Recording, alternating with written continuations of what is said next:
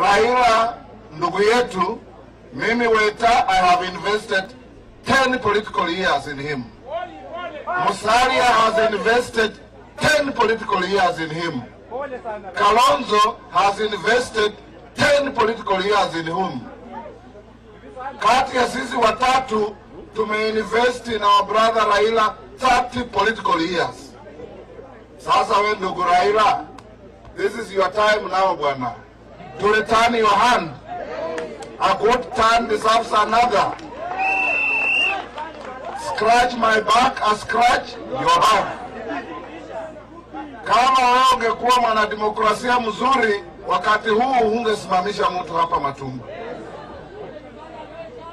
Lakini vile amesimamisha, adabu ni kumwangusha mtu yake. Ajue ya kwamba angerudisha mkono, uhusiano wetu ungekuwa mzuri zaidi. Lakini ametuvamia kwa boma, ameingia kwa nyumba, anataka kupapasa mabibi zetu, na sisi tutaangalia tu kweli.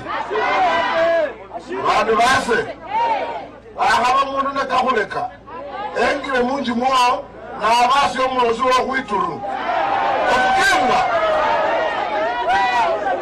Ofukila.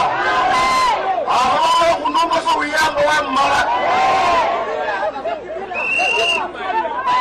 Leo tuko hapa kuambia wandu wefwe, mumeona tuko hapa na Gideon, ndugu yetu Kalonzo, vile tulitembea. Na vijana wamekuwa hapa na wasichana